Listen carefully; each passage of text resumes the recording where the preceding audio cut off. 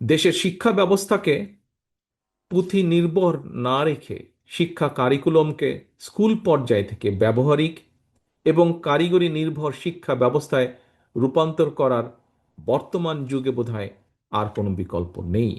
এবং সেজন্যই দেশের একটি দায়িত্বশীল রাজনৈতিক দল হিসেবে বিএনপি ইতিমধ্যেই এই বিষয়ের বিশেষজ্ঞদেরকে নিয়ে প্রয়োজনীয় কর্ম পরিকল্পনা প্রণয়নের কাজ শুরু করেছে অনেক আগে থেকে। এই সমাবেশে আপনাদের অনেকের বক্তব্যে শিক্ষকদের চাকরি জাতীয়করণ প্রসঙ্গ এসেছে।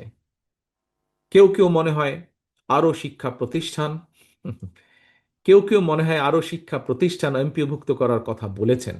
এছাড়াও আপনাদের এই সংগঠনের বাইরেও বেসরকারি শিক্ষকদের বিভিন্ন বেশ কিছু দাবি রয়েছে।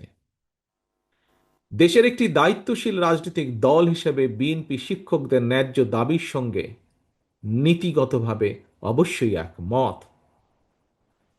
দলের আমাদের দলের মহাসচিব সহ স্থায়ী কমিটির সদস্য জনাব আমির খুসরো সাহেব এখানে উল্লেখ করেছেন, আপনাদের বক্তব্য থেকেই উঠে এসেছে এখন পর্যন্ত যতটুকু হয়েছে শিক্ষকদের জন্য বিভিন্ন পর্যায়ে বিএনপি যতবার রাষ্ট্র পরিচালনার দায়িত্বে ছিল অধিকাংশ সময় অধিকাংশ দাবিগুলো সে সময় পূরণ হয়েছে। কাজেই আপনাদের এগুলো সম্পর্কে আমরা ওয়াকিফাল।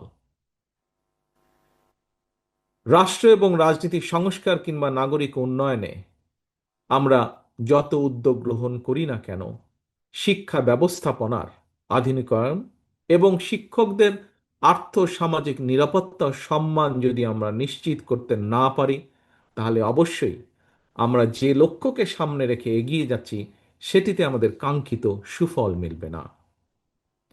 সম্মানিত শিক্ষকবৃন্দ, উপস্থিত অতিথিবৃন্দ, সম্মানিত উপস্থিতিবৃন্দ, জনগণের ভোটে বিএনপি রাষ্ট্র পরিচালনার সুযোগ পেলে অবশ্যই রাষ্ট্রের সামর্থ্য অনুযায়ী শিক্ষকদের আর্থিক নিরাপত্তা বেষ্টনী বাড়ানো কিংবা চাকরি স্থায়ীকরণ কিংবা জাতীয়করণের বিষয়টি ইনশাল্লাহ ইতিবাচক বিবেচনার জন্য উচ্চ পর্যায়ের কমিশন আমরা গঠন করব ইনশাল্লাহ।